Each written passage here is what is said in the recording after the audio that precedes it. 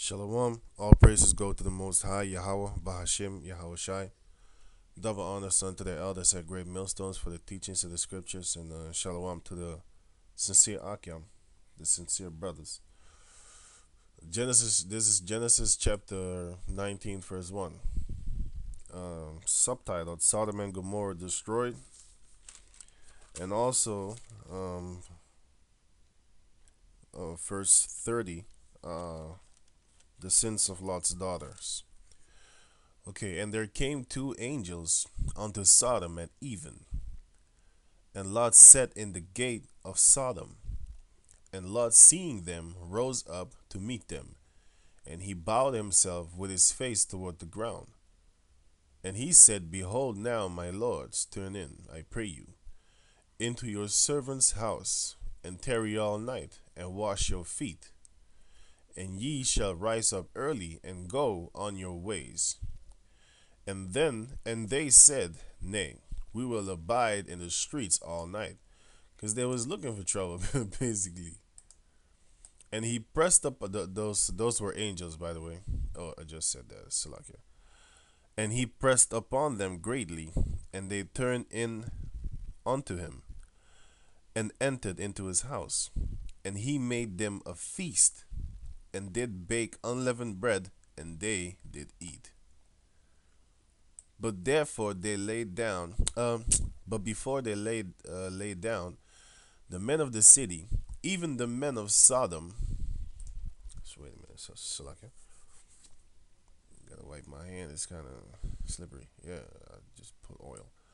Even the men of Sodom compassed the house round, both old and young, all the people from every quarter. And they called unto Lot, and said unto him, Where are the men which came in to see thee this night? Bring them out unto us, that we may know them. So the men of Sodom, they wanted to basically rape them, because it says that we bring them out unto us, that we may know them. And how do we know that it's talking about sexual activities? If you go to the book of Genesis chapter 4 verse 1, it says, And Adam knew Eve his wife, and she conceived and bare Cain, and said, I have gotten a man from the Lord. Okay, that's the first sign that's talking about sex. In the same book, chapter, Genesis chapter 4 verse 25, and Adam knew his wife again, and she bare a son, and called his name Seth. For the Most High should see, for God should see, had appointed me another seed instead of Abel, whom Cain slew. So, going back to Genesis chapter 19 and 5, it says that the men of Sodom said, Bring them out unto us, that we may know them. So they wanted to have sex with the men, with the angels. And the people of Sodom were Hamites. Sodom and Gomorrah and the 5 neighboring cities were Hamites. And Lot went out at the door unto them, and shut the door after him, and said, I pray you, brethren, do not so wickedly. Because yes, that is wicked. Raping men? Come on, man. I'm saying you got in America, because I never heard about that crap around here. But in America, you got you got people raping each other, man, and they make jokes about it in the movies and shit. It's basically entertainment onto them. And I heard a couple of stories also that Esau gets off on stuff like that. He puts cameras in the jail cell, and then he watches the rape go on. They enjoy stuff like that. Okay, go on. He probably masturbates to us. I don't know, but I have heard stories like that. But anyway, behold, now I have 2 daughters which have not known man. Let me, I pray you, bring them out unto you, and do ye to them as is good in your eyes. So he basically wanted to sacrifice his daughters. in order to save these men from being raped. Only unto these men do nothing, for therefore come they under the shadow of my roof. And they said, Stand back.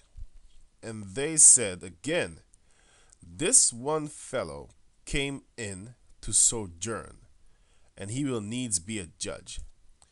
Meaning, this fellow, he just came here because to sojourn means to travel. He's just a traveler.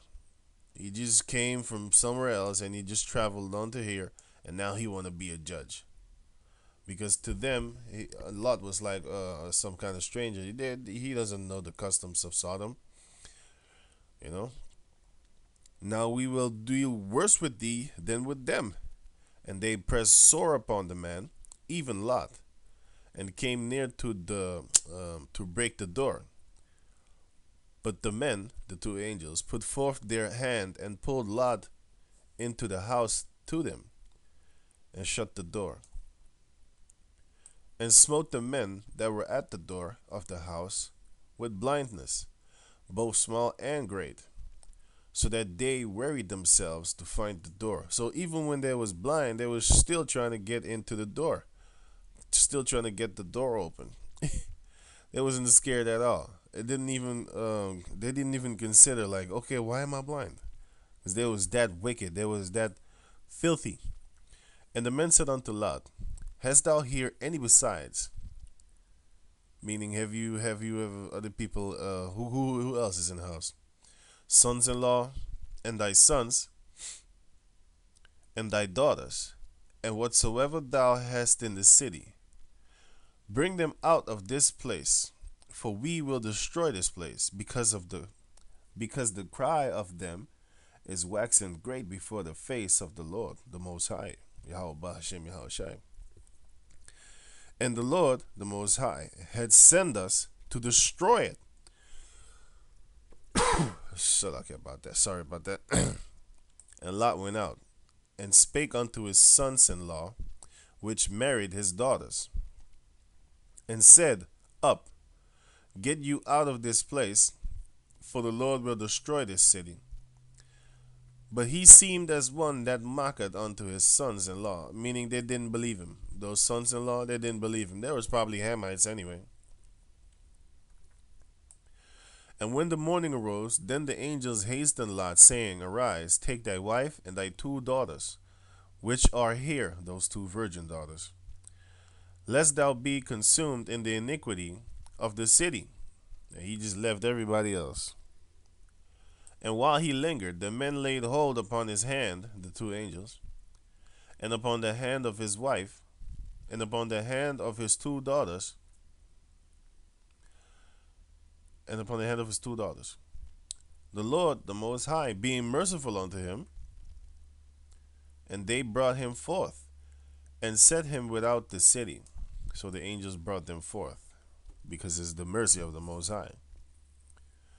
And it came to pass, when they had brought them forth abroad, then he said, Escape for thy life.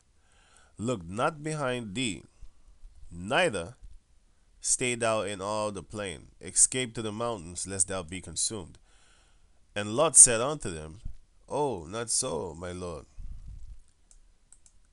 Behold, now thy servant has found grace in thy sight, and thou hast magnified thy mercy, which thou hast showed me, which thou hast shown unto me in saving my life. And I cannot escape to the mountain, lest some evil take me and I die. Behold, now this city is near to flee unto, and it is a little one.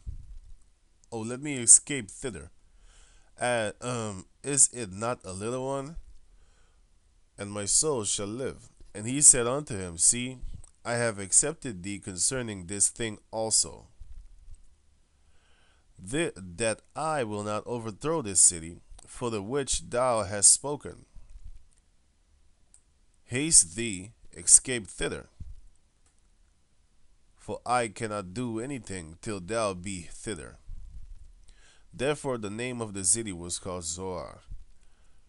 I think it means insignificant. I just looked it up. means insignificant.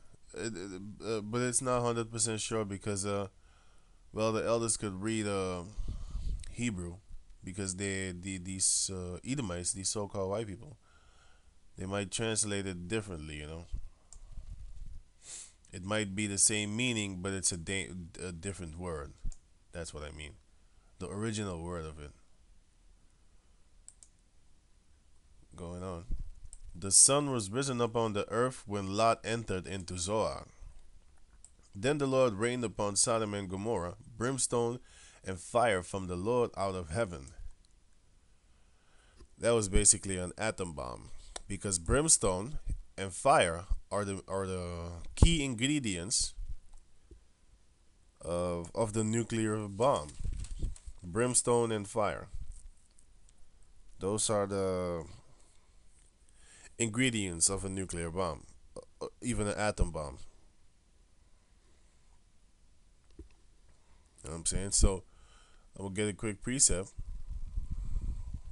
because the Lord rained brimstone and fire upon Sodom and Gomorrah. Second Peter chapter 2 and 6. Now, why did he rain brimstone and fire upon Sodom and Gomorrah? This is the reason. No, the reason is because they're a bunch of faggots, lesbians and stuff like that. Sexual deities. They was basically doing all type of sexual abominations. Anyway, and turning the city of Sodom and Gomorrah into ashes, condemning them with an overthrow, making them an example unto those that after should live ungodly, like Pompeii. Pompeii is a great how you call it, example that you should not live like that. Okay, because the people in Pompeii, they died like this. These are actual people. This is an actual dog. These are actual people, and they was doing all type of sex and stuff like that. Even the Africans, the Egyptians, they used to have sex with crocodiles. Also, the Egyptians. So it's in their blood. You could say it's in their spirit to do stuff like that.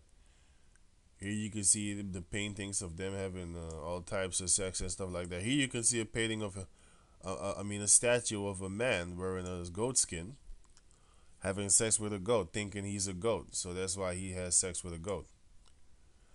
That's not the only reason why he did that. He's a demon. You know? That's what he basically is. Anyway. And he overthrew those cities and all the plain, and all the inhabitants of the city, and that which grew upon the ground. So nothing could grow anymore. It says it also in the book of Deuteronomy chapter 29 verse 23, and that the whole land thereof is brimstone and salt and burning, that is not sown nor breaded, nor any grass groweth therein. So if you go back to Sodom and Gomorrah right now, you cannot sow anything. Not even grass grows there. Read it again. That is not sown nor beareth, so it doesn't bear fruit. Nothing grows, nor any grass groweth therein, like the overthrow of Sodom and Gomorrah, Amad, and Zeboim, which the Lord overthrew in his anger and in his wrath. So the Most High was real angry when he did that. It's no joke, the anger of the Most High. Verse 26. But his wife looked back from behind him, and she became a pillar of salt. You know what I'm saying? Yeah. And Abraham got up early in the morning to the place where he stood before the Lord. And he looked towards Sodom and Gomorrah, and towards all the land of the plain, and beheld, and lo, the smoke of the country went up as the smoke of a furnace. And it came to pass, when the Most High destroyed the cities of the plain, that the Most High remembered Abraham, and sent Lot out of the midst of the overthrow, when he overthrew the cities in which Lot dwelled.